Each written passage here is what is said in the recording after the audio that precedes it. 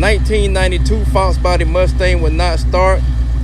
I could put the key in the ignition switch and turn it. It would not do anything. Let me show you what the problem was.